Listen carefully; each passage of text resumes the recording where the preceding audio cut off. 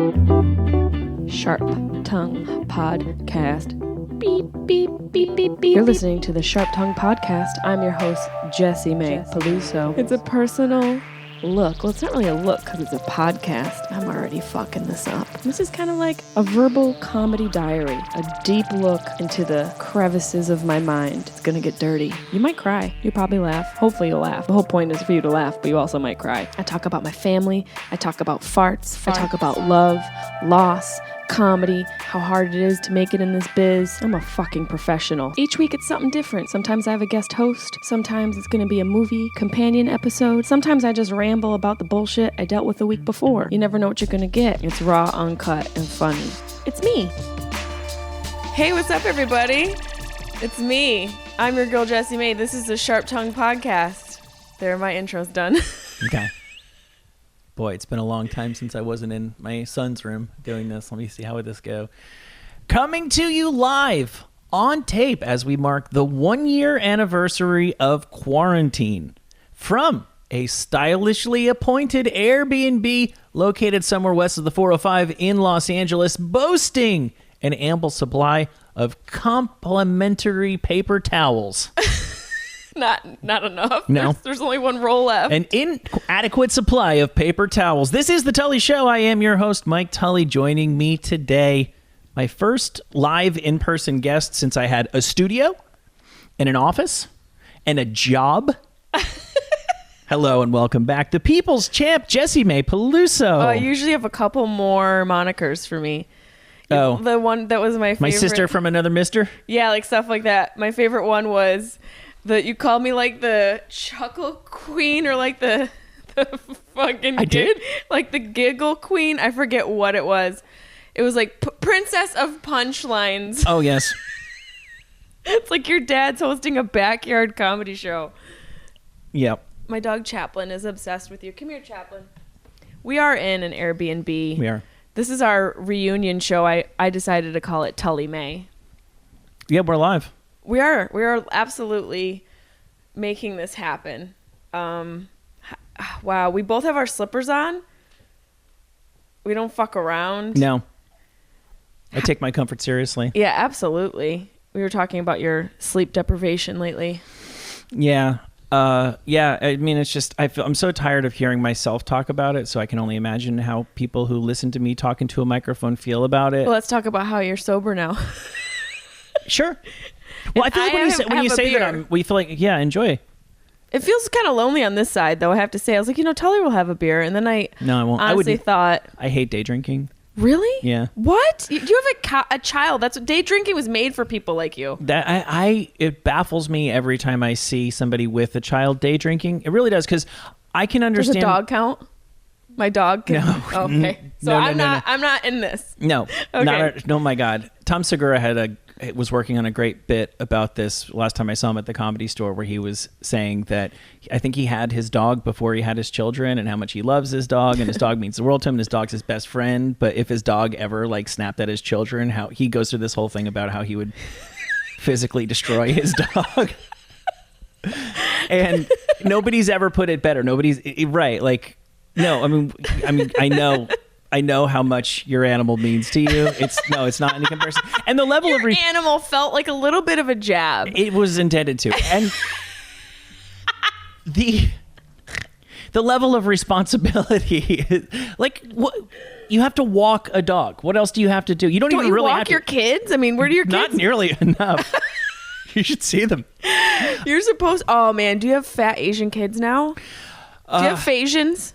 Well, the one is so little, that is as God intended her to be. She's so perfect. At the age of 2. Do you know what?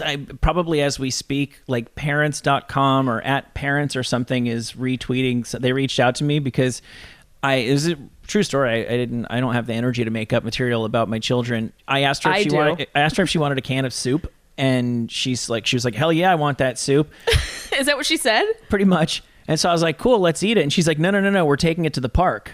So she said she wanted to take care of the soup.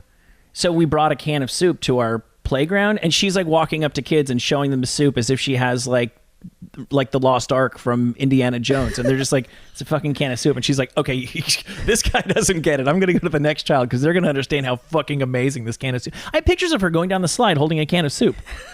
She loves that. Are you guys okay? Soup. Are you able to pay your bills? Like, why is soup popping off in the Tully household? Oh, it was just there. Oh, because I actually bought it for her as a surprise because she's transitioning from Minnie Mouse into princesses.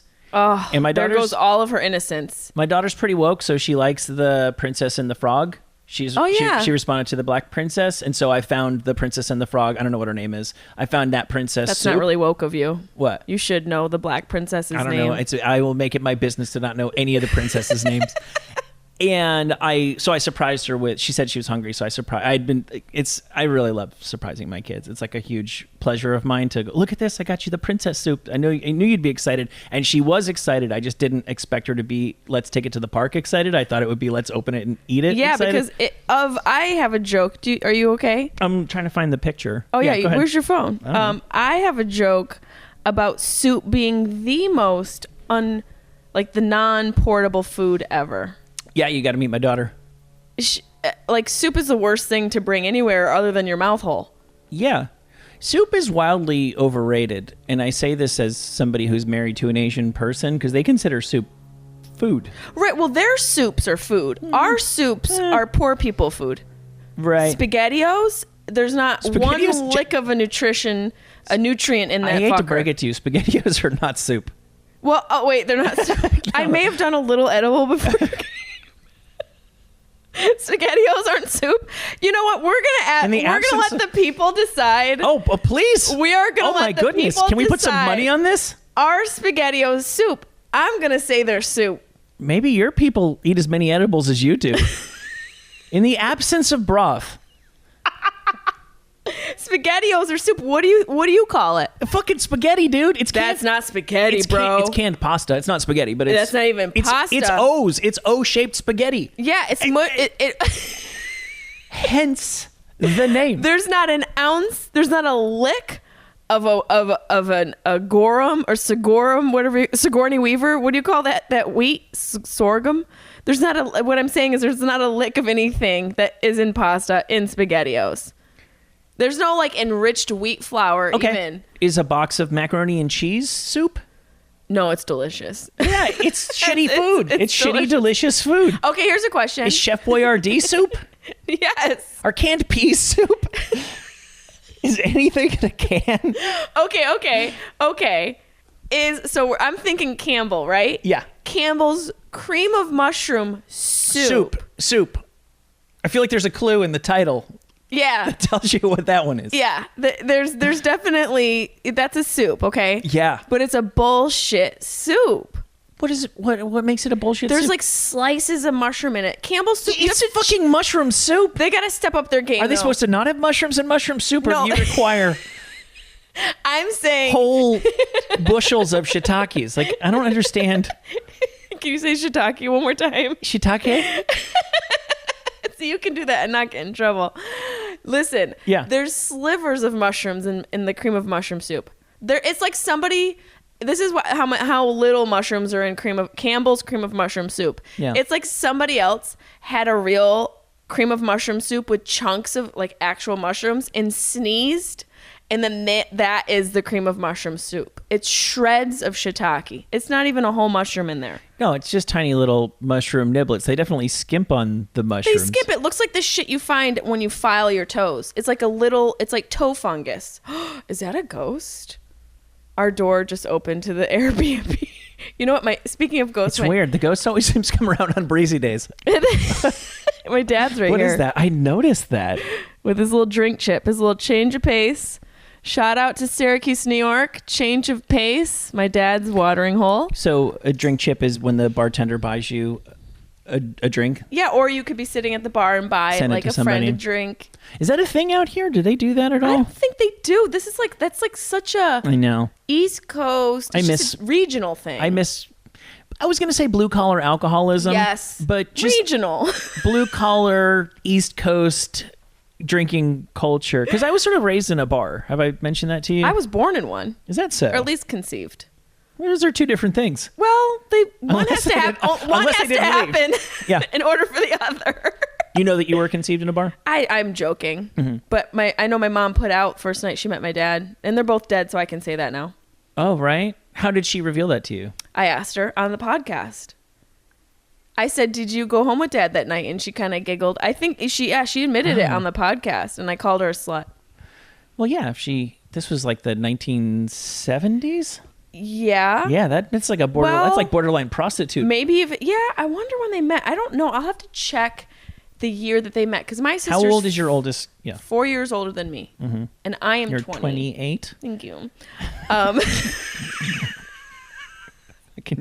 Jenny Slate in the house. I am 38. Are you? Yeah. Really? Okay. Yeah. Cool. I look good. You took the words right out of my mouth. Thank you for saving me the trouble of saying So them. my sister's 42. Uh-huh. That's how math works. So and my parents had her, I want to say. Yeah, they met in the mid-70s. Yeah. So, and my mom, but that was the 70s. Everyone was fucking. And you know what? It's the 2020s too. Isn't everyone fucking? Why do we have to act or at least live like these puritanical lives? We have to be prudish. We're animals. So what if you want to go home with a guy you meet and suck his dick on the first night? I thought that was pretty common nowadays. Now, I've been off of the dating circuit. Apparently since the 70s. But it stopped. The dick sucking? In your relationship? The first date stuff. Oh. AIDS. Yeah. No, I have a theory. Have you guys missed us? I have a theory. Okay. Because I love how you waited for my cackle laugh to stop to talk. You're so professional. I'm not going to step on the cackle. You're a great pod partner. So I used to rent. Okay, my parents got rid of cable when I was a kid because they caught me and my sister watching Porky's, and I think my sister was like 5 and I was like 3. Was Porky's like that? Like really obscene 1980s movie. I don't know why I just it was like an Animal House kind of, like I put it this way. I'm pretty sure the cover, the poster or the VHS box would have been a boy's eye looking through a hole in the wall with like a naked a vagina butt, and I don't know that they had a naked vagina on the poster for Porky's. Maybe in France. And like, you know, the towel, so it's like the guy's looking in the girl's locker room kind of thing. So I was deprived of cable for all of my formative years. So wow, it's weird, right? There's so many movies why that you are the way you are. There's a lot of reasons. There's so many things I've made that you're like, I don't know what that is, but you know the square root of pi. You've got like, it's not autism. You were sheltered from society. Right. Yeah. I was home reading Laura Ingalls Wilder books and working with my protractor while you were watching Porky's. So I used to go to VHS. You had a protractor at your house? That's a nerd level. That is another. It's on another level. So I used to go to the store and I would rent every single movie that I thought would have tits in it. Like I used to jerk off to tit movies. Oh, that's good. And then AIDS happened. And all of a sudden, every single one of those movies that was like Summer Beach nipples, all of a sudden became Basic Instinct knockoffs. Why? Because people still wanted to see naked chicks. That's like the cheapest special effect that's ever been invented is like Shannon Tweed taking her shirt off, right? But overnight, people couldn't wrap their head around a bunch of freewheeling teens running around looking at girls and getting laid without negative consequences. So they still made tit movies, but all of a sudden everybody was dying in them. Because that's right. That was the subconscious effect of AIDS on the culture. Nirvana happened to music. All of a sudden it wasn't Poison, nothing but a good time. It was Nirvana, and those guys weren't trying to get laid. They were like walking, talking, dirty cardigan sweaters. And tit movies became people get ice picks in the nose. They fuck first, but then they die. Oh, I see. Just to deal with the way society was feeling off the exactly. The wake of the AIDS. And it was like in the 2000s that all of a sudden straight people came to the conclusion collectively that they didn't have to worry about HIV so much. And then sex culture came back and people, like your parents could go back to making babies the first night they met. Right. They don't have to worry about the AIDS creeping in. If you're poor, you do. But if you're rich, you don't. Yeah. Rich people AIDS. It's like the South Park episode. Magic Johnson AIDS. Right. Oh, like health insurance AIDS? Well, see, I don't know. I have Obamacare. A step more than health insurance. I think it's health insurance and then like a couple million. See, I don't know, because I get my information about HIV largely from Jason Ellis, to be honest with you, and he's always telling me that, like, oh, you guys are still worried about AIDS. You guys don't even know. You just take PrEP and you're fine. Oh, yeah, I guess you can live with AIDS now and you can thrive. There's the one thing that you can take also, I don't know if you should take health advice from Jason Ellis. No, I think he knows what he's talking about and that stuff. So there's the one thing you can take. I love you. I think to not get it, and then there's the other thing you can take to manage it if you get it. But like, I honestly don't know. I just went from employer provided health insurance. Like, I assume if I was HIV positive when I worked at SiriusXM, I could get the stuff, the Magic Johnson stuff.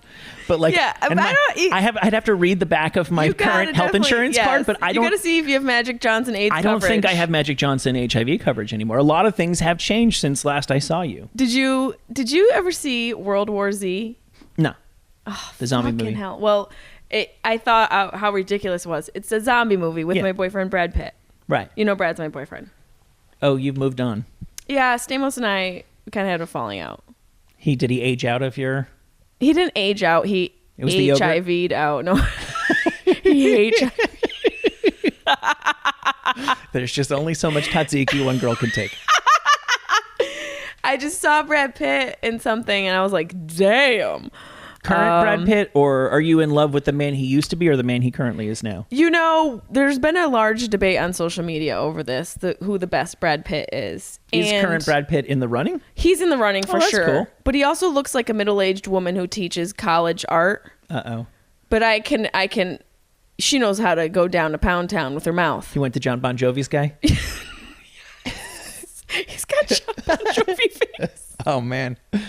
Which is better than the face John Bon Jovi should have right now. I know. I feel like John Bon Jovi looks like a woman's face after she's been embalmed. Yeah. And I mean that with all my heart and John love. Bon Jovi looks like if Barbara Streisand got all the work people always thought she should get, she would have ended up looking like 2021 John Bon Jovi. Yes. It looks like an affected Babs. Right. Sure. Like a less lion-ish. Yes, but with after being embalmed as well. Yeah. A morgue, post-morgue, like when the morgue does your makeup. Also, why are morgues doing the makeup of dead people? Do you also have a makeup artist license? I feel like makeup artists should come in and do the makeup of dead people, not Larry, who's also embalming Aunt Linda. I feel like if you ask me, like, if Hold for helicopter. Oh, that's actually a dual propeller. Oh, that's a fancy. That's a private plane. In my neck of the woods, if we had done this at my house, that would have been somebody triangulating the perp. Yeah. Out here, it's like it's Patrick Dempsey. That's Cher. She's going for lunch in Catalina. Yeah, exactly. Wait, what was I saying? We were talking about something very titillating. I'm gonna edit this out because Babs. You were talking about Babs. Oh, okay, I got it. Yeah. If I just plop down on planet Earth and join the human race, but I had no experience whatsoever of any of our rituals for living or dying, and you had asked me to figure out what we should do with people after they pass, the very last ideas that I would ever come up with or suggest is do their makeup, stuff them and paint them, and let everybody come see them. And put them in a fancy box and stick them in the ground. Those are the two worst answers. I don't know what to go. I can suggest some good ones, but like some that are better than others. But that is the single worst set of solutions, and yet you're like avant-garde and artsy if you don't do those two things. It is so please use that and stand up. Please give that to me. Take it because I have this. You earned it. You earned it. I have both my parents being dead, and just the strange tradition surrounding the viewing. Like, first of all, why does my dad have a full brow? Like, most men have full brows, but I'm talking like face beat. Why does my dad have contour? He was cremated. This is all just like, I'm just speaking about what he would look like if he had been. What do you mean full brow? Well, it's a makeup term. Like women these days. Yeah, they like them bushy. Well, your wife, you see her as she really is, and I'm just speaking in general. But most women add on to their brows. Oh no, my wife got like the tattoo thing. Oh, okay, yeah, I got that too. Do I have a full brow? Do I have a full browed woman? You have a full browed girl. Yeah, she's a professional. But like, I just don't understand why we're painting a face on a dead person. It really is. It's such a good point. It's such a strange tradition. And they make them look like, when black and white movies, when they colorize them, and you can see how ludicrous the makeup had to be because of the necessities of 1920s cameras and black and white film. It looks like every dead person looks like a character from a remastered Wizard of Oz movie. Yeah, that's right. Yeah, Grandma looks like Buster Keaton. And you're supposed to go, doesn't she? Looks like she's sleeping. Why is my dad in pink pastel lipstick now? I know. It's very, very, very lipsticky. But the other thing that's really strange surrounding death rituals, I love how we went from AIDS and death rituals, is people standing in line. This is the one thing I didn't understand with my dad's funeral that I could not stand, is standing in line to receive everyone. Like, as the family, you're supposed to greet them and accept their condolences, and then they go down to and they kneel. Right. Are you Catholic? I don't know what I am. Gotcha. Say no more. We were raised Protestant. Yeah. But Jesus left when my mom and dad got divorced. So God left as well. We were abandoned in multiple ways. But I just, people coming up in line in that forced interaction. Yeah. What do you say? There's nothing anyone can say. And honestly, listening. I labored over a text to you. Yeah. I care. That's it. Right. And that's the best thing people can do is just let people know you're there. I care, and I'm thinking of you. And it goes without saying if you could use a quiche. However I can be there for you is great. Yeah. There's only so many I'm sorry's you can listen to in one day. I know. And having... It's another burden on the family, and they've got enough. Right. It's another fucking burden. And then to have these old people come in and be like, oh... your dad was the best man at my wedding. And it's like, oh, fucking great. I don't want to listen to this right now. It's just all the rituals are just so invasive. Yeah. They're invasive to the healing process. Yeah. We do not come from an emotionally intelligent, culture. And I think you and I, you're from New York, I'm from New Jersey, but still. We're smart. We both know what drink chips are. Yeah. We come from drink chip culture. We come from drink chip culture. Yeah. And there's much more focus on the quality of the deli meat and the side dishes that are at the repast. Yes. Than the matter at hand, which is we're all processing one of the central emotional experiences and most profound mysteries of human existence. Yeah. And you're asking me to worry about Kaiser rolls. Right. You're asking me to Why do we... Oh, wait. So we went from AIDS, death, Brad Pitt. This is what I wanted to tell you about Brad Pitt. Please. I asked if you've seen World War Z. Not yet. Haven't seen World War Z. It's been around for a hot minute. They're filming another one. I hear nothing but good things. It's great. That's it actually is really great. That's what I keep hearing. The one thing that's annoying is the CGI, but that's okay. We got over it with I Am Legend. The zombies are CGI, whatever. Brad Pitt, he discovers at the Center for Disease Control that the cure to the zombie disease is to infect yourself with something to make yourself sick, because the zombies won't eat or want to eat somebody who's not well or healthy. Well, that makes sense. Right. So if you got botulism, they're not going to bite you. They don't want tainted meat, right? Right. And Are we going back to SpaghettiOs? Yeah, we're getting full circle. I want to get you back because I said botulism. Oh, yeah. I think about that every time I see a rusted can. Isn't that crazy? I'm just like, I don't want to get botulism. They better make that one half price. And I'm not going to buy it. Somebody else can take their life into their own hands. It's safe. No can of anything is worth botulism. No. I don't even know what it is, and I don't want it. The silent killer. Before there was AIDS, there was botulism. There was influenza, Spanish flu. Before Spanish flu, there was botulism.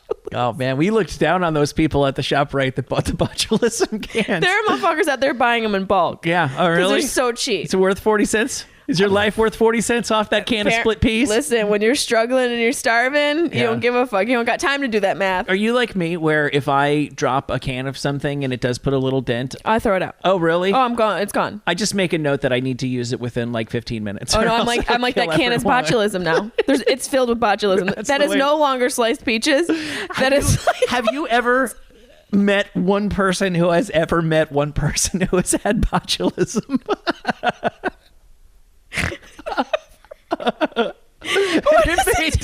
Do we know if it was even bad? I gotta Google it now. I do even know. Do you want to take... What percentage of people, particularly if they're a little bit younger than us, I'm going to be 44, you're 23. Thank you. What percentage of people who are younger than us even know what do you spell it? BOTUL-ism? Do you want to take a guess at what some symptoms are? Full brows. Pinkish purple lips, kissable bee stung, and a bit of rouge. Okay. The first symptoms... The onset. The first symptoms include most housewives across America: difficulty swallowing, or Zing. Thank you. Or speaking. When was the last time you were on stage? We don't want to talk about it. Yeah. Facial weakness. Oh, botulism. It's Botox. Oh, duh. Yeah. Right. Yeah. Duh. Yeah, it's exactly what it Did is. you lose your phone in the chair? I've been looking. Find it. I was looking for Is it it in before. your pocket? And then no, that's my wallet. And then before, I felt I got a text. Okay, well, get up and see if you can find it. Maybe it's... there it is. There we now go. You get to see the picture of my daughter with soup. With Lucky you. With botulism. Oh, we I'll did see not the eat that picture of your can. daughter with a facial paralysis. Her That's forehead right. is lineless. Yeah, it's exactly what it is. Oh my God, it's Botox. Yep. Guys, we are totally retarded. Don't you love it when you listen to a show and you're like 15 minutes ahead of the host? Yeah. Sorry. You guys, if anyone's offended by the word Same retarded, I don't have anything against We're mental touching illness. stingrays. Mentally challenged. What was that photo? Don't start swiping on your phone right now. Please do not do that. You're going to show me the picture of her in the soup? Oh my God. Did that go viral?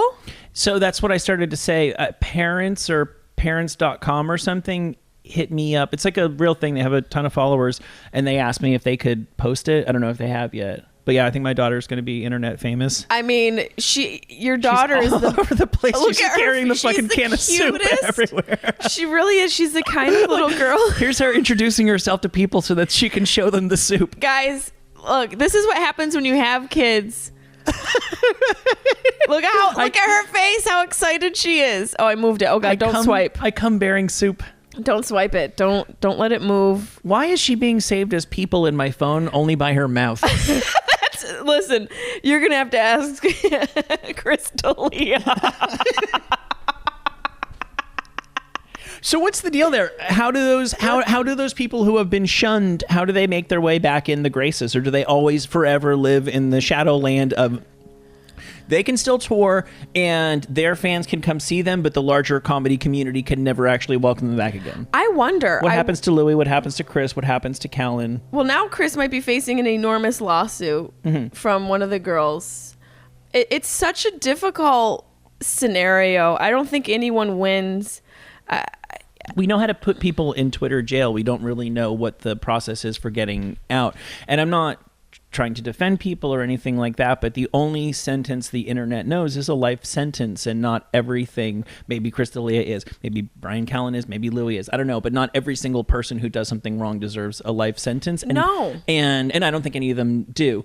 But we don't know how we're supposed to... Yeah, there's no rule book. Uncancel people. Yeah, uncanceling is very, very difficult. You know, I think they should get 3 very woke judges and give them a reality show, and they can decide who's. They can have like one has to be a lesbian. All canceled celebrities who can compete on Canceled Island, and every season one person becomes woke enough that they can be welcome. Redeemed and they can be uncanceled. Yeah, so they have to have challenges, and each challenge brings them further away from their cancel. That's right, except that all of the judges would be canceled for participating in that show. Yes, they would, because that would be the we'd risk. have to cancel them. That would be the risk you would take for accepting that gig. They pay really well, but after that you get canceled. Right, and it's a lesbian, a transgender congresswoman, and probably a Cher or a Gaga that are like LGBTQ friendly. We need to have somebody, you know. Is there anybody who can't be, who's about, like, could Dolly Parton be the sole arbiter of this? Yes, she'd have to be. She can be the Jesus Christ of cancel culture. She can be the only redeemer. She's like, well, y'all listen, you keep them coming, keep them going, but she always has these like. I look in his soul and I see good. I see good. Is that Dolly Parton? Yes. That's a terrible impression. We're I- both horrible at impressions. I disagree. Mine sounded like some drunk man from Georgia, and you just sounded like your daughter. No way. I do it. Everybody knows I do a terrific Dolly Parton. Was that Dolly Parton? Hell yeah. It still is. It was. She's amazing. I listened to her on a podcast when I was driving, and she doesn't take herself too seriously. No. You know, and I think she knew what she had and figured out how to exploit it. She exploited herself and turned it into a huge business. You're talking about boobs. Yeah, her tits. She's more than tits. No, she's an But extremely accomplished songwriter. Yeah. I mean, she's written hits for everyone out there. She's written many hits. Many, many hits. Yep. And We watched 9 to 5 all the time when I was a kid. 9 to 5 is such a good movie. Yep. It's a great throwback film. And also, it was happening then, and it's still happening now with women in the workplace. But no one's working, so it's just women in the home workplace. Yeah, right. I mean, if you're getting harassed at home and on the job, you really got to quit. Yeah. Right. If you're working from home and Zooming and still getting harassed by your boss, it's you. Zoom sexual harassment's really got to stop. I got to write that too. I'm going to write those two things down. Zoom sexual harassment. Yeah. I actually thought about you better get on that. You better do that one quick. Because you know what? The greatest email I've gotten in a year, and I've gotten it 2 or 3 times, is Zoom going, "Hey, buddy, you enjoying Zoom? Well, why don't we just, why do you keep paying every month? This is complicated for all of us. Just sign up for the next year and we'll give you 15% off." And I'm like, okay, this is a deep cut for people who've seen Starship Troopers. Have you seen Starship Troopers? Love Starship Troopers. Okay, when Neil Patrick Harris is like the Nazi guy with the dead eyes who can telepathically communicate, and they catch a brain bug, and it's the very end of the movie, and he puts his hands on it and he goes, "It's scared. It's scared." And that's when you know that the war is turning and the humans might have a chance against the bugs. When I got that, I was like, Zoom is scared. Because this is before people were getting vaccines, and I was That's like, right. Zoom knows. They know. Zoom wants one more year out of me because they know I'm gone in 4 months. It's Yep. the most exciting thing I've gotten. Do you really think it's going to go back to normal? Yes. You do? Yep. I'm so much more bullish on that than almost everybody I talk to. We've just gotten so conditioned to our new way of life. Yeah, largely yes. Why do you think I might be wrong? Because it's been so long, and this is such an unprecedented time, and Yep. it's so new. To forecast or see beyond what the new normal has become is hard for me. Not hard like I don't believe it, just hard for me to envision. What did we used to consider normal that you have a hard time imagining returning to normal? Here's what I think Going out and people not being scared, and like actually being able to tour and being able to walk out in the public without having to put a mask on my face, like all those things. It's not going to take as long as you think. Really? This is just my opinion, but okay, so when this was still really going on, I had a friend who, long story short, alcohol makes it easy. I haven't had a drink in a while, and I didn't go to bars even when you could. But Pussy. I'll be back.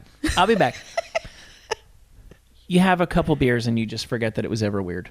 And then by the end of the night, it's not weird anymore. And then the next time you go out, it's not weird because the last time wasn't weird. That's true. I really believe that. What I think is... I agree with that. On our current trajectory, people are still going to get sick, but it's going to be at such a modest rate that nobody is going to be able to hold themselves back anymore. It's just going to be, look, every time you've ever gone to a bar and gone drinking, there have been thousands of people in the hospital for 100 different ailments. Yeah. Now every time you go and do stand-up, there's going to be 1,000 people in the hospital for 101 ailments. That's this true. Will not be like the thing that, like an accumulative issue. This will just be another thing that some unfortunate people get sick because of. I think you're right. Unless it keeps evolving and the vaccine becomes irrelevant. That's a whole different The ball variants. Yeah. But then again, we're repeating words that media and media outlets are putting into our ears and in front of our eyes. The question that I always ask when it comes to the variants is, does the scientific community comfortable that the boosters can keep up with the variants? And so far, I believe they believe that they can. And now it's easy. This cue everybody going, oh, wait, so I got 2 shots and now I got to go get 3 and I got to get 4. Why don't I get 11? Why don't I get 57? You know what? I will take 57 booster shots if the scientific community says, yeah, this is how we stay on top of the variants and eventually beat this thing. But it's the same with flu strains. Like there's Right. so many. There's thousands of flu strains. Right. That's the problematic thing, is if we have a second flu that's more deadly and every year we get a new shot and some of us get it and some of us don't, and it doesn't work, and the majority of us who do get it, it offers only partial protection. That's a problem, but that might be the new normal. That might actually be the thing where you actually really know one or two people over the course of your life who are like fine, and instead of that friend you know who got the flu one time, it's that person you know who got coronavirus and died. But those one or two people won't be enough to hold back society. Well, I didn't realize about California is that California is more socially vulnerable to something like this because of the density, because of the overpopulation, the homelessness, and the climate. That's the one thing I didn't realize about the climate, because of the dry weather here, that type of disease can survive longer. As opposed to someplace on the East Coast where the air is more moist, it drops. The air is heavier. Oh, I see. So the disease will drop to the ground more likely in a place like New York, as opposed to here where it's just floating around, living its life just like all the fucking motherfuckers here. It's just getting lattes and going out shopping. Anecdotally, I always was more concerned about, say, flu season or cold season living in New York because of the congestion. A long time ago, I developed a habit, and I still do it out here, and I'm not a germaphobe in the slightest, or maybe I am. Sunning through your butthole? Don't knock it till you tried it. Worst case scenario of a very tan butt areola. But I already do. No, just pulling up my sleeve on my shirt to like open a door if I was walking into a shop or something. Or using something to open the door. I would rather be in Los Angeles when it comes to getting sick and coronavirus pre or post than anywhere that has effective mass transit. I agree. Here to the ridiculously, ludicrously bad mass transit system of Los Angeles. Oh God, I wouldn't want to be on it at all. Ongoing failure of the Los Angeles subway system. And we have to worry about Dennis Hopper driving your bus and not shutting it down until Keanu Reeves comes and saves you, and that's not something I'm willing to risk. Finally saw that movie. What movie am I talking about? Speed. When did you see Speed? Of course, I would have known the answer to that if I hadn't seen it. I saw Speed like 6 weeks ago. Oh God, the opposite of Speed. It's like the slowest. The movie came out in 93, I think. Yeah. I had a poster on my bedroom wall for years. Keanu Reeves was another one. He likes older women though. Too young for him. That chick's not his romantic partner. People read way too much into that. What? That lady on the red carpet? She's just a friend. How do you know? I just How do you know? I pick things up. What, from photos? How do you know? Because they said. Who said? Did he say? Yeah. I don't think he said. He told me. I don't think you know. He told me in a dream. How do you know you weren't in the dream? I think you hear a lot of things in your dreams. I do. That I don't put a lot of stock in personally. I do. My dreams are definitely freaky. I don't like the dreams you have where, last night I had one where it's where you are. So kind of like sleep paralysis. Oh, so it like picks up where your life left off when you went to bed? Yes. Oh, I see. Right. And you can't move. Have you ever had that? Where your dream is where you are, but you're like asleep, awake? Yeah, that's not like sleep paralysis. That to me, that is... It is sleep paralysis, right? You don't get like the crone, do you? What is the crone? The crone? What is that? Have you seen the crone? What the fuck is that? Like Crohn's disease? No. Oh. Worse. Oh. There's like this archetypal figure. The man. Well, there's the man and then there's the woman. I've gotten the man. Okay, no, I don't know what the man's name is. The crone is the old lady. Oh God! Don't invite her into my sleep paralysis. You don't want nothing to do with the crone, from what I hear. I'm not hearing good things about the crone. What? Yeah. Where did you hear about the crone? You can CRONE. The crone and sleep paralysis. Yep. Is this some Asian folklore? Did your wife teach you about this? Why are you so racist? Why? You learned nothing. You had a whole year to spend home improving yourself. Well, wait. Becoming modern and woke. Why was I racist? No, I already said the crone is something that it seems to exist deep in it's like, like all cultures have this idea of like the boogeyman. The people who have sleep paralysis see the crone across the world. Not all of them, but it's like it's not. I've heard specific, about this. It's not specific to any particular culture. I have heard about this. Yeah. I have heard about it, but only because do you know what Wikipedia calls her? What? The Night Hag. Yeah, there you go.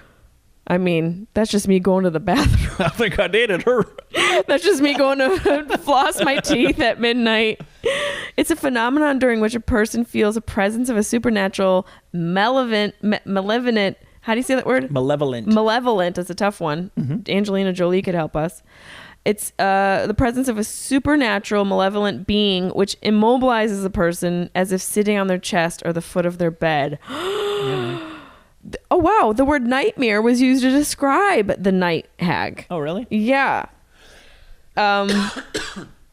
Various cultures have various names for this, and basically night hag is the witch, the sleep witch. Right, but then there's the guy. You've had the guy. Yeah, of course. He just comes and shows me the head of his penis. And so he just shows me the penis head. Oh, really? And he goes, "New friend," and then he tucks it back under. You like better like this? I don't know what he better sounds. like this or better like this? Hey, my name is Boris. Do you want to see a new friend? That reminds me, my high school girlfriend had an older sister, so she was like a young adult, and she was in a relationship with a guy. She later married him. I'm pretty sure they're divorced now, and he was a much older guy. I don't want to give identifying characteristics. Just picture like a stereotypical Greek or Italian, northern New Jersey entrepreneur. It's like all my exes. And she used to... So an Uber driver. No. He's Okay. successful. No, Okay. And she would hear them having sex through the wall. And then she'd hear him going, "I got more for you." Oh, God. Isn't that horrible? "I got more for you." Ew. I got ball for you? No, "I got more for you." Oh, I got more for you. Yeah, when round 2 was, "I got more for you." Ew. Isn't that horrible? It's I'd horrible. rather have the night hag.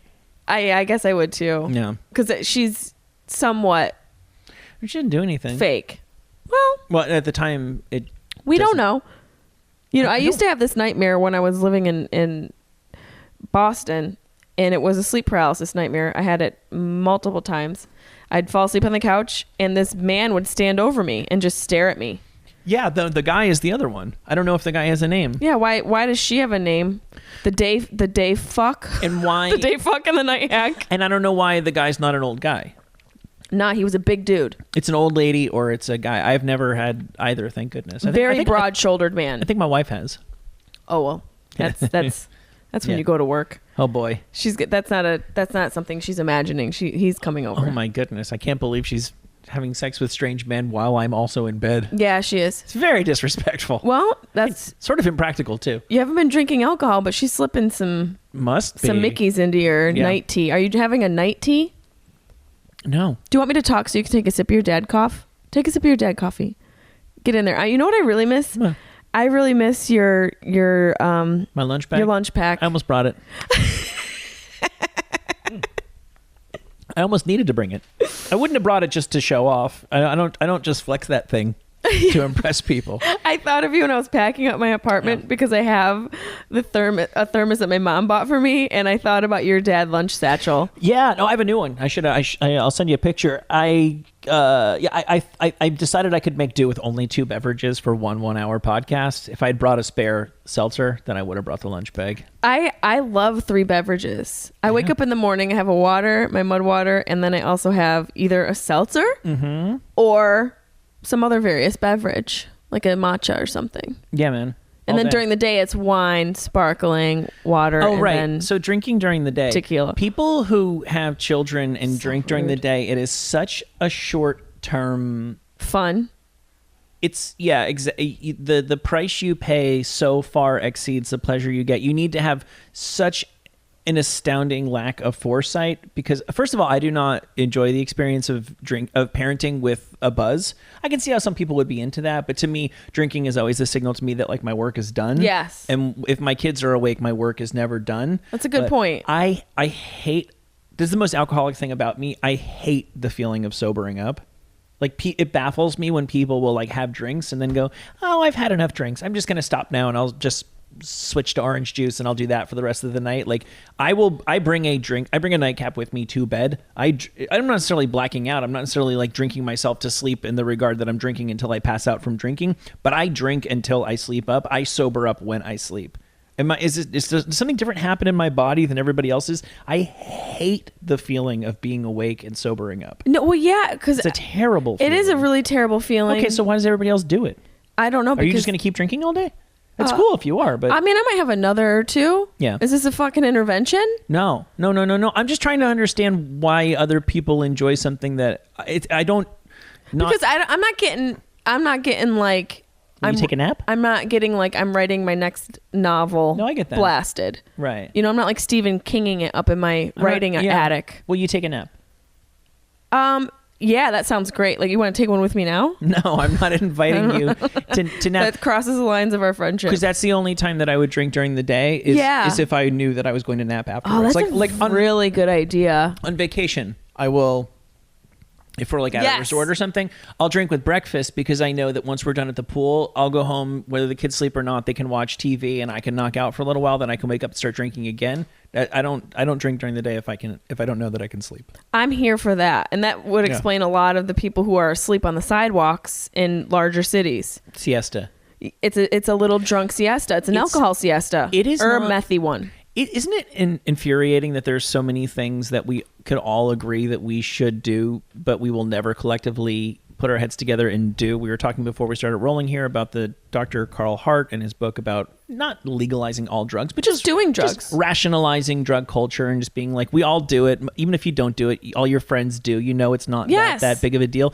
But the reason why I bring this up is siesta. We're all aware that as we speak, there are like civilized nations in the world where everybody takes a nap every day. Greece, Spain, Italy. Every day is a fresh opportunity for us as a nation to say, we want naps too. And if we all agree to do it, it'll be fine. It'll be not only fine, first of all, the effects on your brain, the physiological beneficial effects on your brain from a 20-minute nap are through the roof, especially for people like yourself who is working, has children, a wife, a whole life adjacent to your work life that requires a lot of energy and presence. I work hard for the money. You work hard for the money and the honey. You know, it's like you need naps. Naps are something, hopefully through this whole quarantine that has sort of shifted the way we've existed, every single person on this planet, save for those nations and countries that have already implemented a siesta into their societal standard.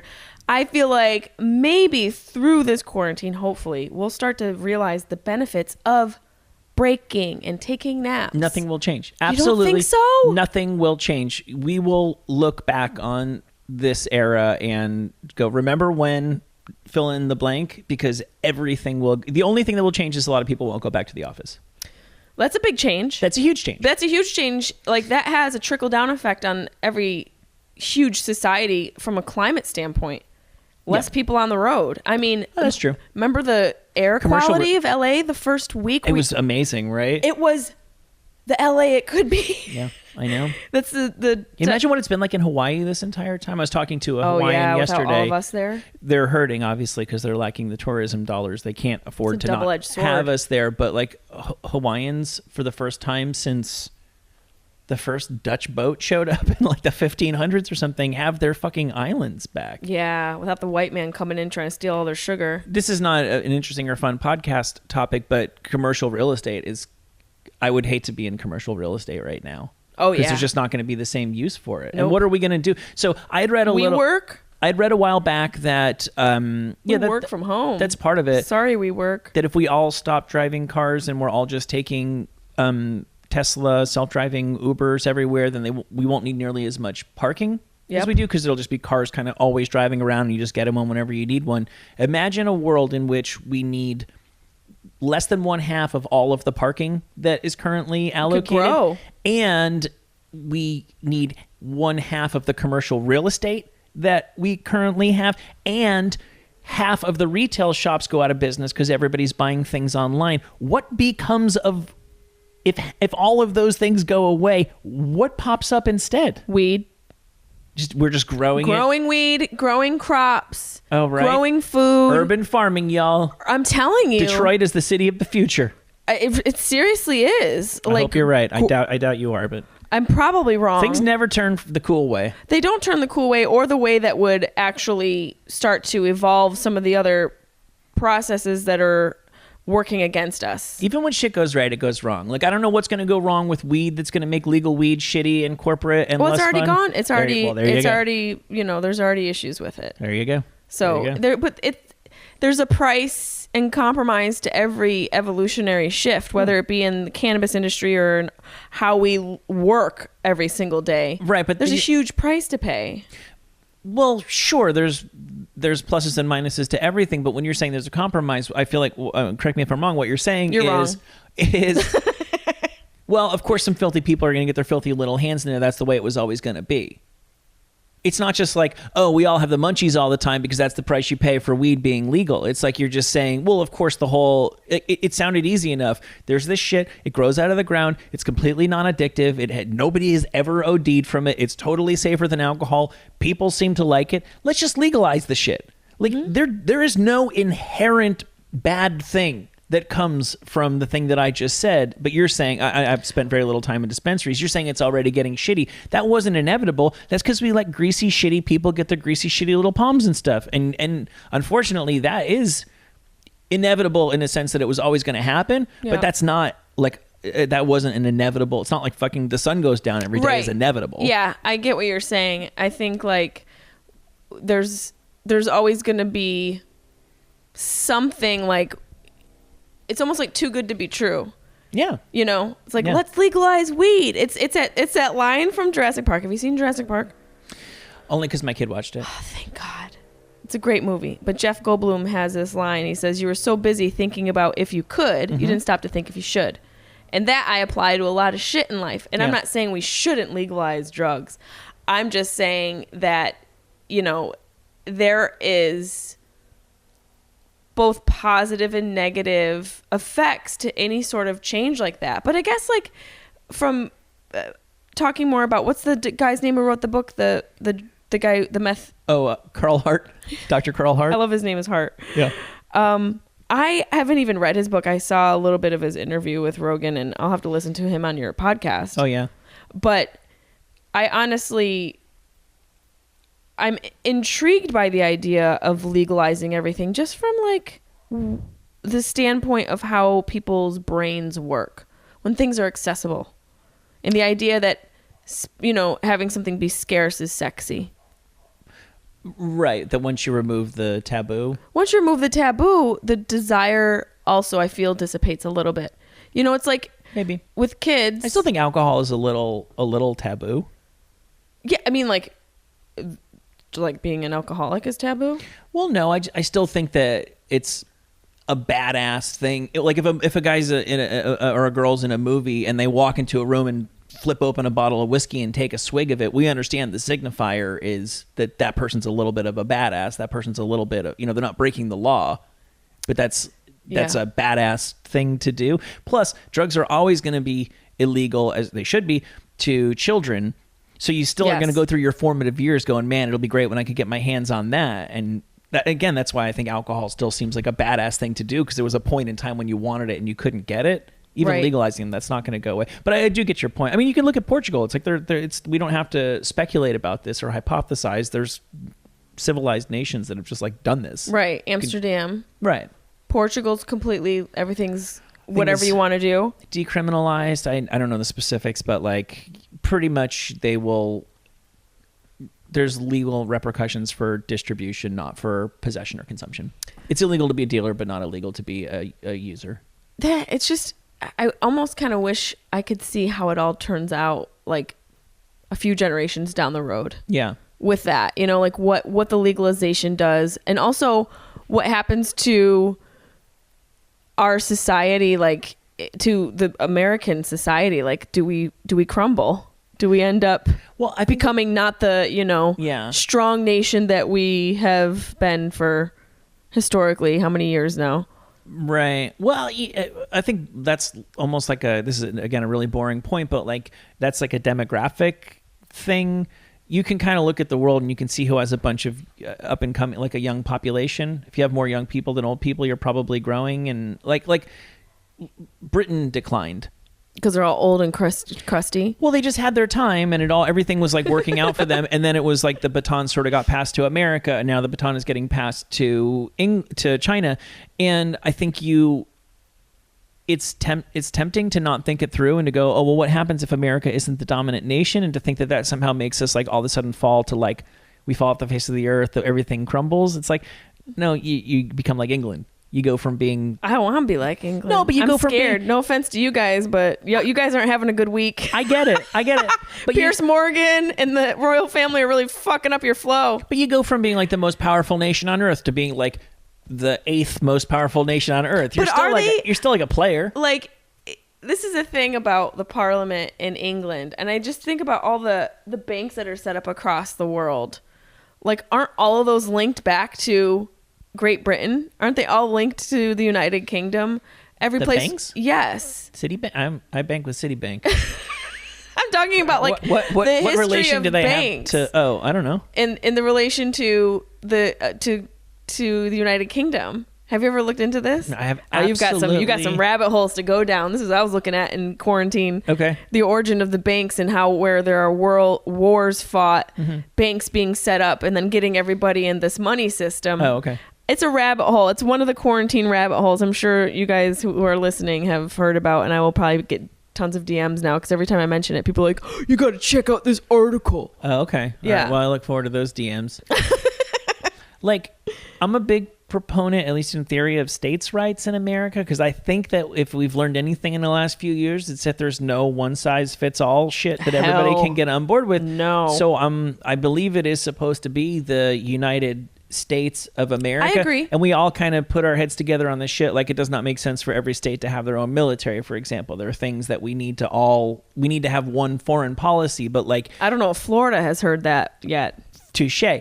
But what is right and from a magic mushroom point of view for Louisiana might not be what's right for Oregon. And maybe that's okay. So let the Oregons of the world, if they want to lead the charge. And like, okay, a more practical example was with kids going back to school. Yeah. I did not know. I don't think anybody on earth knew if it was a good idea for kids to go back to school. And I'm talking about back in the fall. And like everybody's opinion was kind of based on their prejudice. There were some people who got the message early on that coronavirus is something we need to be very concerned about. We need to be totally safe. And then no matter what evidence was presented to the contrary, they never really budged from that. But then there was the other camp of people that were like, fuck this thing. It's just the flu. It'll go away on its own. Put the sunlight under your skin. You'll be fine. And then no matter what evidence you gave them, they never budged off Wash of that. it out with Lysol. I'm not really impressed with either side because neither side really evolved with the science. But like when some states wanted to send their kids to school, I'm like, honestly, it's your prerogative. It's your kids. If you want to be the guinea pig, like somebody's got to go right ahead. Somebody's got to see. Hey, if you're right, you got 1 month of your life back that I am still suffering at home with my little kid not in daycare, my son not in school. So I'm responsible for, childcare and work at the same time. And then they did, and it seems like it worked out okay. And now here we are 7 months later in California, and they're still arguing over whether or not we can send kids back. But like, if we're not sure, well, should we loosen drug regulation? Should we legalize this? Like, it doesn't have to be a nationwide conversation. It doesn't have to be a nationwide decision. If Oregon wants to go nuts, go Oregon. But hey, if Oregon doesn't fucking burn to the ground, the rest of us should learn from that example. We have to evolve. Yeah. In Oregon, I think it's illegal. When I was performing there, I was looking at the laws. I like to look at the laws of each state I go in just to get it, because the laws really tell you a lot about the society. Oh, right. And one of the laws is it's illegal to leave your baby in a carrier on top of the car. So if you're seen putting your baby like in the car, like the seat, how they sometimes unhook from the inside of the car and you can carry them. Yeah. So if that is placed on top of the car, like you can get a ticket. While you're getting your other shit? Yep. I think that's a fair rule. Well, how many times did some shit go down where they had to put that into legislation? I think it just takes once.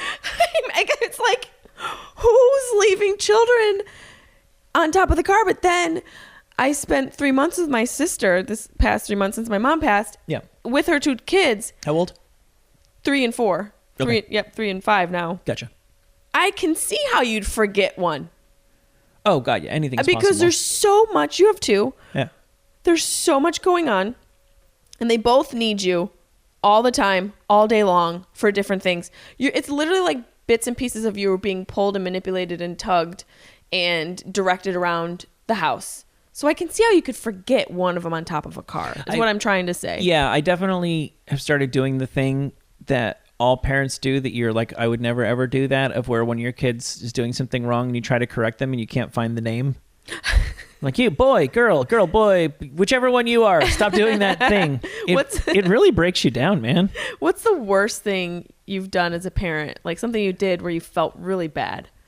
Oh, that's really easy. It happened somewhat recently. It was during lockdown. It was on Memorial Day weekend. Oh boy. This is why you stopped drinking. No. We're finding out why he stopped drinking, you guys. Daddy had too much brown liquor. No, I drank quite a bit that day. I felt so bad. I needed to bury my pain and my shame. I think I texted you. I think I remember that. My kid, there's this hill that he rode his scooter down at like a top of a mountain kind of thing in Culver City, and my kid is like extremely cautious, so he did it, but he like went down with his foot on the brake the whole way, and he was just like, oh, look at me, I'm a fucking badass. And then he did it again, and I mean, he's like the most timid kid out of all of his friends, so I'm like, if he did it, they'll all do it, they'll all be fine. And he's like, I want to bring my friend here, I want to show him, I want to go down the hill together on scooters. And I'm like, yeah, let's do it. And I just forgot that all of the kids are bolder when they're together, and all my friends' kids are bolder than he is.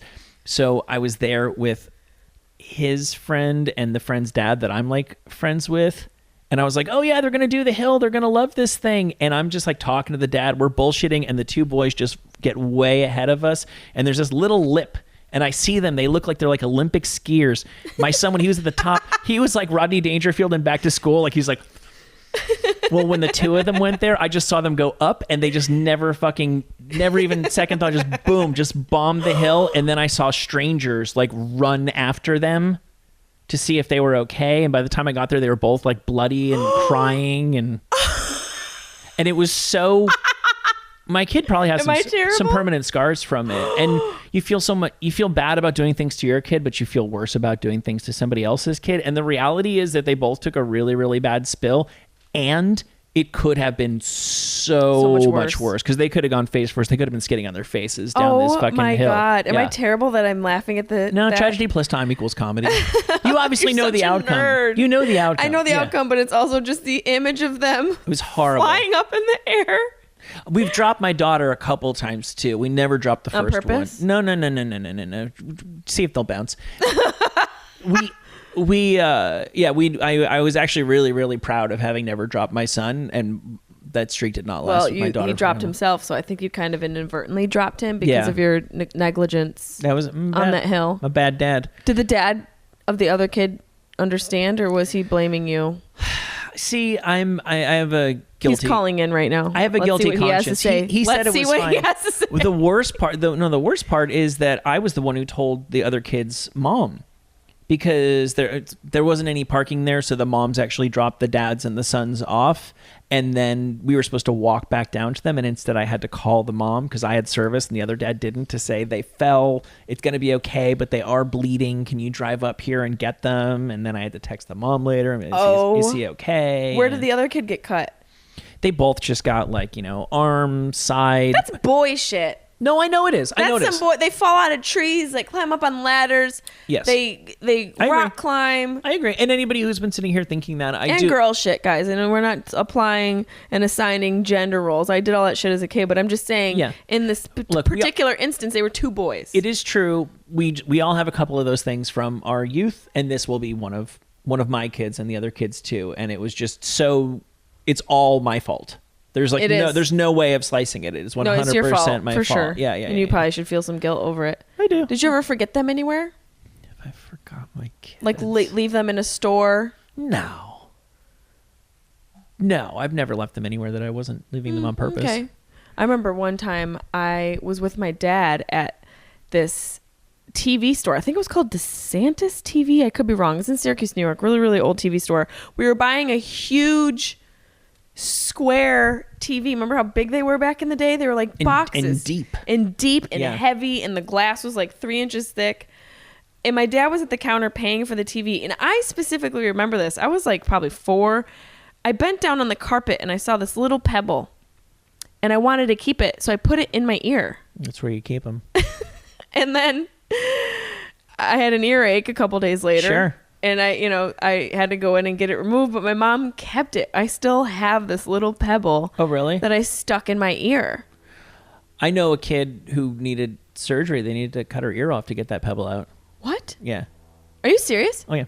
Like had to cut off like the back of the ear and flap it forward to get the pebble out. God, I was a lucky one. Yeah, you were. They just got mine out with a little tool, unless they didn't get it all out because something feels like it's in there. It seems like God's pebble hole, but actually... Well, that's what I call my butthole. Actually, you're not supposed to put anything in there. What are you going to do? Where are you going to live? I don't know. So what, you're moving your shit out, but you don't know where you're moving it to? I put all my stuff in storage. Uh-huh. I'm in Airbnbs for now. I hope your projection is right about where this is all going. If we stay the course. But I love it out here. I love the weather in certain aspects of it. I really despise. The homelessness is it's such a massive issue. It's awful. And it's always in your face and it's growing and I'm not clear on what the plan is. Or if there is one. The solution.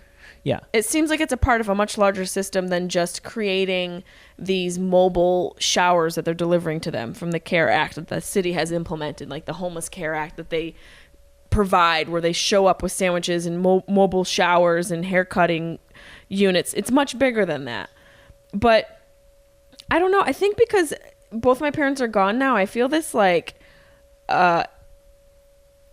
pull everywhere. I know it doesn't make sense, but it's because my foundation is uprooted. My foundation is gone. So the parental foundation per se, I mean, obviously you create your own friendship circles and your own tools that you've acquired through life to help yourself become an adult and to deal and to cope on your own. There's that sort of, two ships passing in the night of your parents getting older and you becoming an adult, where those roles are delivered and separated. And so I feel a need to just sort of float around a bit and kind of not, see where I land. I just don't know. I don't feel that I'm going to be in one particular place. I think I might just cruise around the country for a while. Are you going to be a van comic? I've reached out to a company to build a van for me. Right. And I don't know why all comics aren't fan comics. I think it's a great idea. Yep. So that is something that I've started to look into. My dispensary partner bought a big plot of land, and I've always wanted to have a horse, and I tell him every single day that I'm going to show up with and get a horse and maybe do that for a while.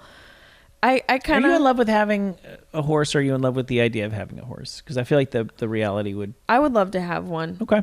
I've ridden them a lot. I know they're a lot of work, but I think the actual work of having one, I would love to be like Robert Redford and a Horse Whisperer, where I'm just out there in my cute outfit, my cute hat, and my nice fitting jeans, and I'm just so cute, and I got a whip, and I'm yelling horsey things at it. Okay.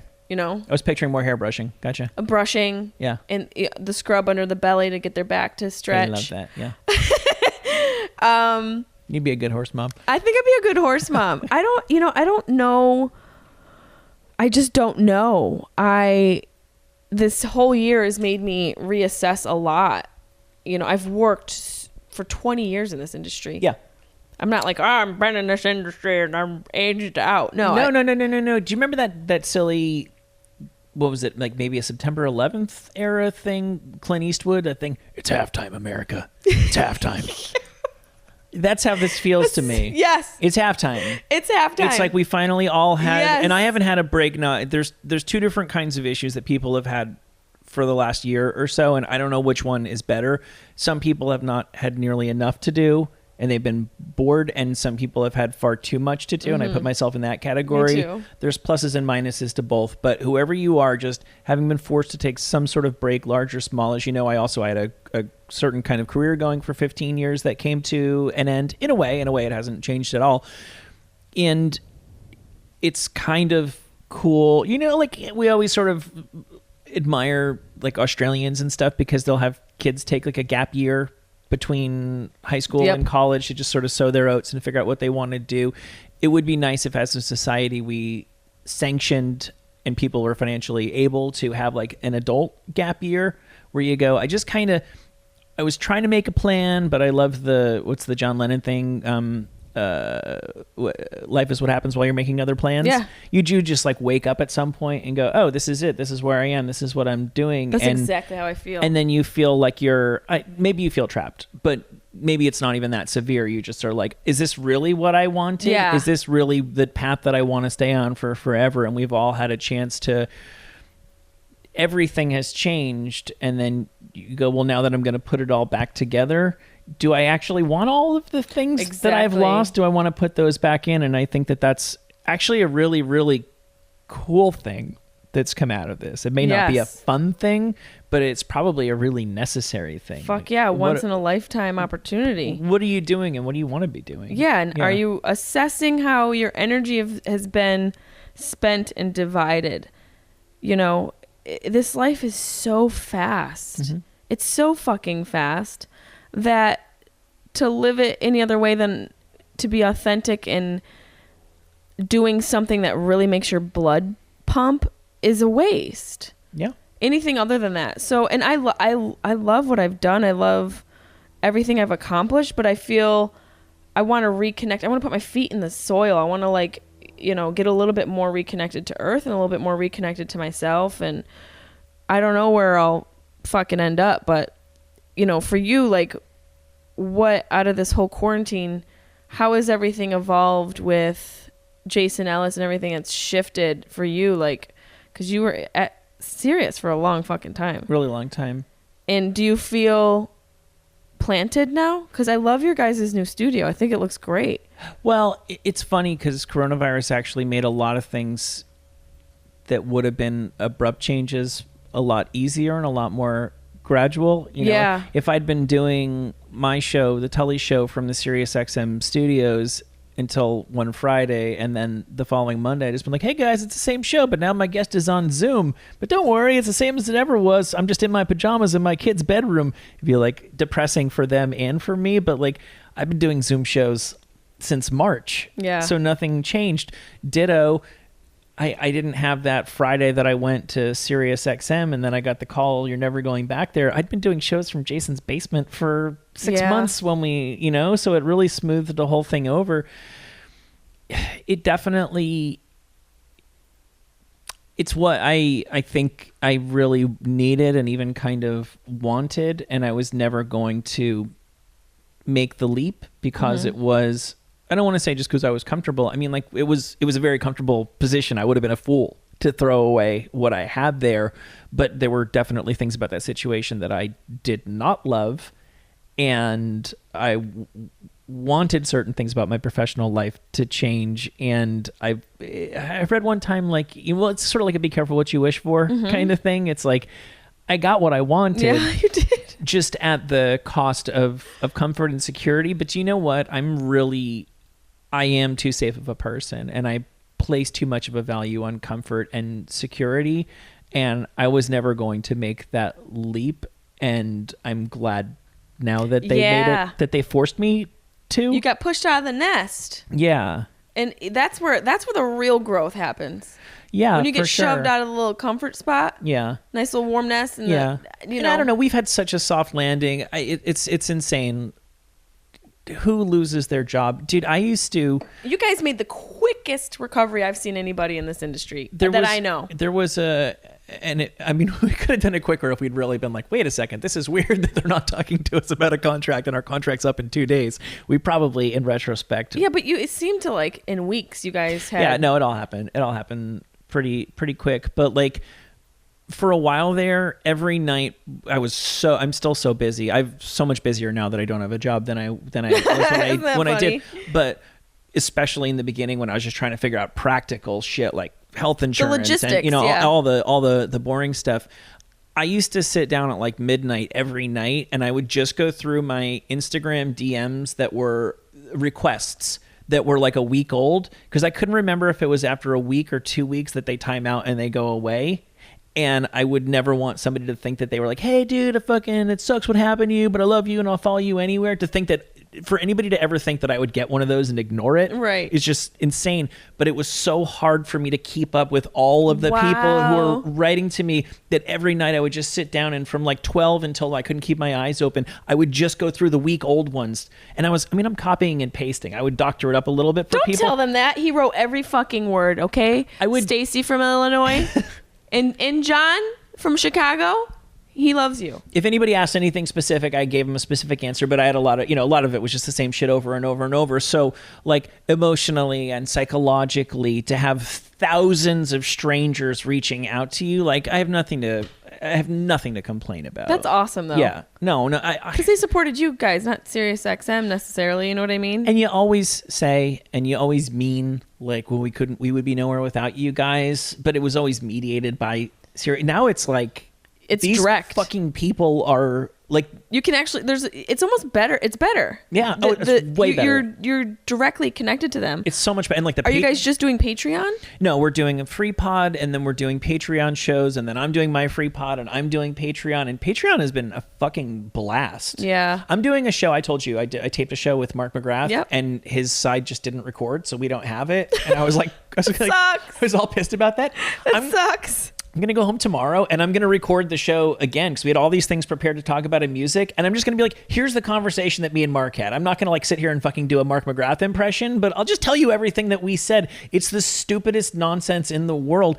And I would never subject like a general podcast audience to that. But like people on my Patreon actually want that. Yeah. It's so cool. It is so fun. And I just feel it's so insanely beholden because we're not... This motherfucker said beholden. I do feel beholden because we were not at that level where, you know, if I don't know, if fucking Jon Stewart gets fired from Comedy Central, he can just go on vacation for as long as he wants, and then when he comes back, he can decide where he's going to continue being Jon Stewart. When I got fired, to me, it was like a real possibility. Maybe I will just look back on this era of my life as that was the 15 years that I talked into a microphone and got paid for it, and now I'm fill in the blank. I couldn't stay in that industry anymore because it's not like there's like other radio jobs waiting for us. No, it's not a plentiful if the podcast industry thing doesn't work out, like I'm not doing this anymore. So the fact that I get to continue to do this is because of like a relatively small number of human beings who directly want it enough that they directly fucking support us to do it. Yeah, you guys have diehard fans. It's fucking ludicrous. It's so ludicrous. I never ever took those people for granted, but it is so much more direct, and I feel it's awesome. so much more connected. And I feel so much more beholden. And I love that I love that you're beholden. I am. And they're cool people. Like I love the fact that I feel like I think there is a lot to be said for like what you put out into the world, you get back. Yeah. And it's like if I was just this broadcaster that was like constantly flame throwing and talking shit about everything is fucked up and sucked and the man's trying to fuck you over, I'd be talking to angry people all day. Yeah, but no, it's you like, guys don't. We just put out this groovy thing, so we get all these really groovy people coming back at us. I kicked a wooden panel that was set on fire. You did. Peacefully. I screamed through my it was not vulva peaceful. urethra. You did. You broke it good.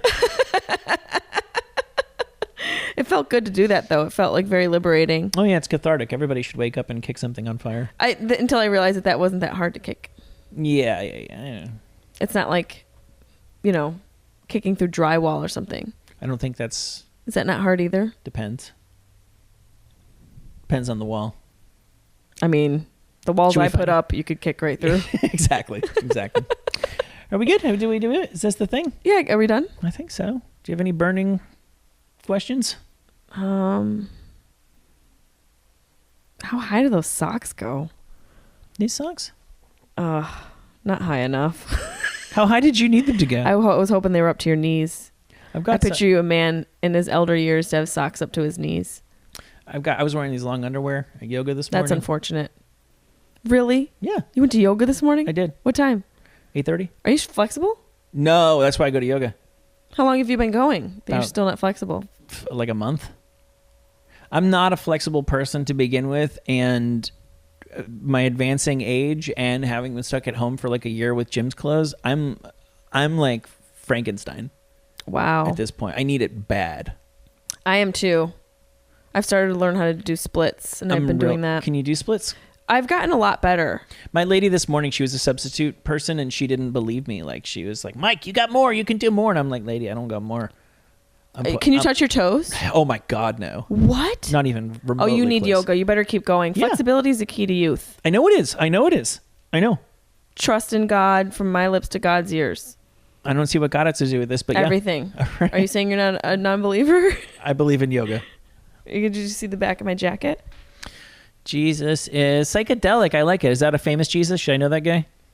I mean, it's the Jesus that white people want to say is a Jesus. Right. The Jesus of Wisconsin. This is actually from my friend's company, Meet Delic, which is a psychedelic company that teaches and trains, Nice. well, not trains, but educates and advocates for psilocybin and mushrooms. That's nice. And psychedelics. Have you ever done? You've done psychedelics. Yeah, I had my fun with mushrooms. I think You're done now? I think it's in the past. I don't know. Carl Hart's book, there was a couple things in there he was mentioning, and I'm like, oh, that sounds nice. I put some in my tea this morning. Oh, you're microdosing? Yeah. Yeah, that's cute. Well, it's cute. There's actual science to it. There's actual that's debatable. science. Is it debatable? I think so. I microdosed for a minute. That's great. Do you know they literally use microdosing to help people with addiction? Oh yeah, Yeah, that's great. Like you with your alcohol.